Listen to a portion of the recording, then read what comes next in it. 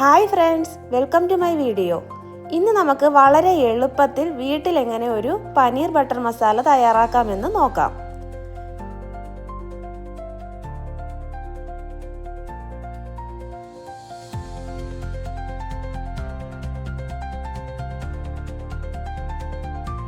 ആദ്യം തന്നെ ഒരു പാൻ അടുപ്പത്ത് വെച്ച് നമുക്കത് ചൂടാക്കി അതിലേക്ക് ഒരു കഷ്ണം ബട്ടർ ചേർത്ത് ഒന്ന് മെൽറ്റാക്കി എടുക്കാം. ഓയിലേ കയ്യിലുള്ളെങ്കിൽ അത് ചേർത്താലും കുഴപ്പമൊന്നുമില്ല, പക്ഷെ കൂടുതൽ ടേസ്റ്റ് ബട്ടറിനായിരിക്കും. ഇനി ബട്ടറൊക്കെ ഒന്ന് മെൽറ്റായി വരുമ്പോഴത്തേക്കും നമുക്കതിലേക്ക് ഒരു 2-3 കഷ്ണം ചെറിയ പട്ടയും ഒരു 2 ഗ്രാമ്പും ഒരു ഏലക്കയും കൂടി ചേർത്ത് കൊടുക്കാം. ഇനി അതൊക്കെ നന്നായിട്ടൊന്ന് സോട്ടാക്കി എടുക്കാം.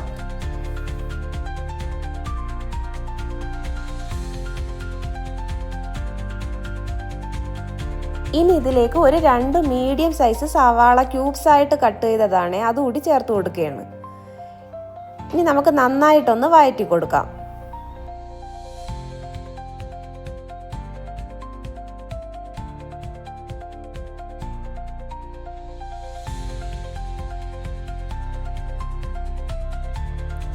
ഇനി ഇതിലേക്ക് ഒരു 1/4 ടീസ്പൂൺ ഉപ്പ് കൂടി ചേർത്ത് കൊടുക്കുകയാണ്. എന്നിട്ട് നമുക്ക് ഒന്നുകൂടി ഒന്ന് നന്നായിട്ട് വഴറ്റി കൊടുക്കാം.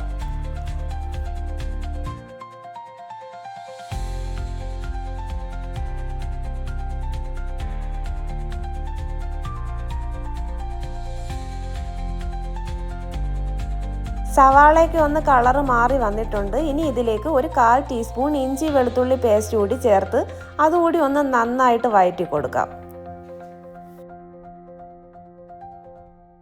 ഇഞ്ചി വെളുത്തുള്ളിയുടെയൊക്കെ ഒരു പച്ച ചൊവയൊക്കെ ഒന്ന് മാറി വന്നിട്ടുണ്ട്. ഇനി ഇതിലേക്ക് ഒരു തക്കാളിയും കൂടി ചേർത്ത് കൊടുക്കുകയാണ്.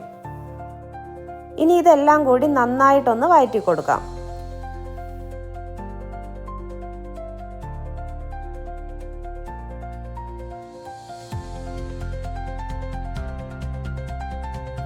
ഇപ്പോൾ തക്കാളിയൊക്കെ നന്നായിട്ട് വെന്തുടഞ്ഞ് വന്നിട്ടുണ്ട്. ഇനി നമുക്കിതിലേക്ക് ആവശ്യമായിട്ടുള്ള പൊടികൾ കൂടി ചേർക്കാം. ഒരു 1/4 ടീസ്പൂൺ മഞ്ഞൾപ്പൊടിയും 1 ടേബിൾ സ്പൂൺ മുളക് പൊടിയും കാശ്മീരി മുളക് പൊടിയാണ് ചേർക്കുന്നത്. ഇനി ഒരു 1/2 ടേബിൾ സ്പൂൺ മല്ലിപ്പൊടി കൂടി ചേർത്ത് നന്നായിട്ടൊന്ന് പൊടികളുടെയൊക്കെ പച്ച ചുവ മാറുന്നത് വരെ ഒന്ന് വഴറ്റി കൊടുക്കാം.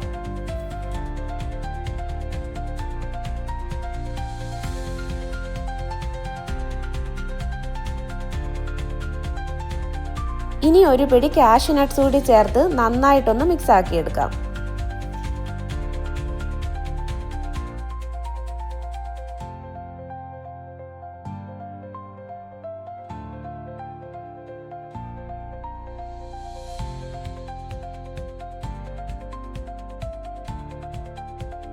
ഇനി നമുക്ക് ഇതിലേക്ക് കുറച്ച് കസൂരി മേത്തിയും കൂടി ചേർത്ത് കൊടുക്കാം. ഒന്ന് കൈകൊണ്ട് പൊടിച്ചൊന്ന് ചേർത്ത് കൊടുക്കുക. ഇത് ലീഫ് ആയതുകൊണ്ട് തന്നെ പെട്ടെന്ന് പൊടിഞ്ഞു വരും. ഇനി നമുക്കിതെല്ലാം കൂടി നന്നായിട്ടൊന്ന് മിക്സ് ആക്കി കൊടുക്കാം. കസൂരി മേത്തിയൊക്കെ ചേർക്കുമ്പോൾ തന്നെ നല്ല സ്മെല്ല് വന്നു തുടങ്ങും.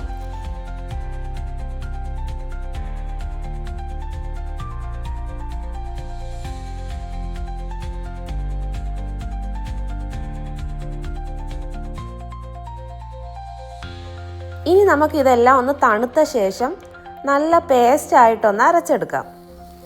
ഇനി ഒരു പാൻ അടുപ്പത്ത് വെച്ച് അതിലേക്ക് നമുക്ക് ഒരു കഷ്ണം ബട്ടർ കൂടി ചേർത്ത് കൊടുക്കാം.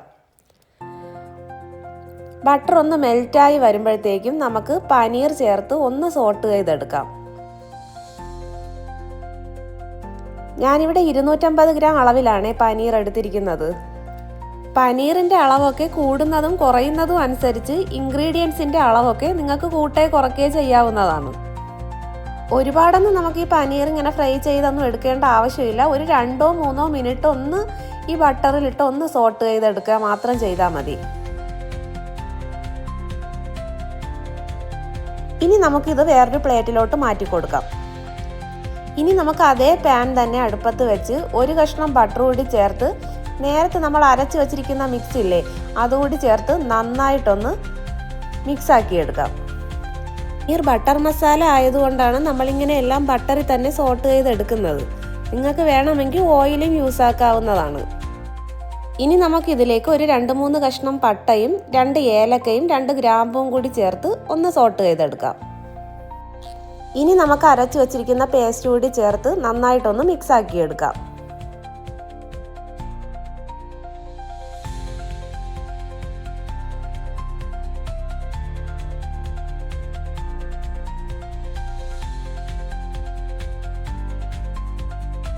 ഇപ്പോൾ നന്നായിട്ട് മിക്സായി വന്നിട്ടുണ്ട്.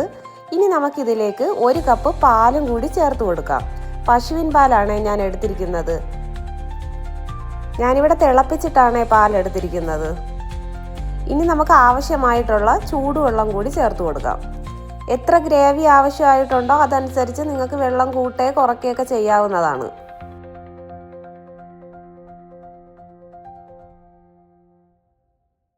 ഈ സമയം നമുക്ക് ഉപ്പും കൂടിയൊക്കെ ഒന്ന് ചെക്ക് ചെയ്തിട്ട് ആവശ്യമായിട്ടുണ്ടെങ്കിൽ ഉപ്പ് വീണ്ടും ചേർത്ത് കൊടുക്കുകയൊക്കെ ചെയ്യാം. ഈ സമയത്തൊക്കെ നമ്മുടെ തീ ലോ ഫ്ലെയിമിലാണ് വെച്ച് കൊടുത്തിട്ടുള്ളത്. ഇപ്പം നമ്മുടെ കറിയൊക്കെ ഏകദേശം ഒന്ന് ബബിൾസ് ഒക്കെ വന്നു തുടങ്ങി തിളച്ചിട്ടുണ്ട്. ഇനി നമുക്കിതിലേക്ക് നമ്മുടെ പനീർ കൂടി ചേർത്ത് കൊടുക്കാം. ഇനി ഇതെല്ലാം കൂടി നന്നായിട്ടൊന്ന് മിക്സ് ആക്കി കൊടുക്കാം.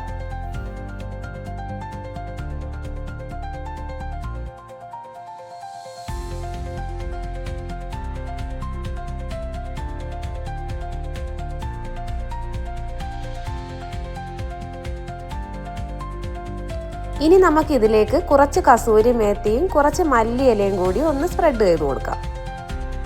ഇതൊക്കെ ഓപ്ഷണലാണ്. ഇനി ഇതൊക്കെ ചേർക്കുമ്പോൾ നമ്മൾ ആ റെസ്റ്റോറൻറ്റിൽ നിന്ന് വാങ്ങുമ്പം കിട്ടുന്ന അതേ ടേസ്റ്റും മണവും ഒക്കെ നമുക്ക് കിട്ടും. ഇനി നമുക്ക് ചെറിയൊരു മധുരത്തിനും പിന്നെ ഈ ടേസ്റ്റൊക്കെ ഒന്ന് ബാലൻസ് ആവാനും നമുക്ക് 1/2 ടീസ്പൂൺ പഞ്ചസാര കൂടി ചേർത്ത് കൊടുക്കാം.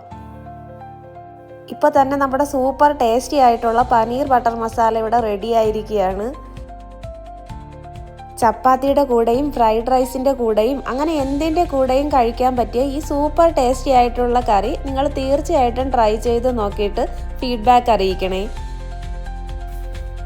നിങ്ങൾ എൻ്റെ ചാനൽ ആദ്യമായാണ് കാണുന്നതെങ്കിൽ നിങ്ങൾക്ക് എൻ്റെ ഈ വീഡിയോ ഇഷ്ടപ്പെട്ടിട്ടുണ്ടെങ്കിൽ please like, share and subscribe.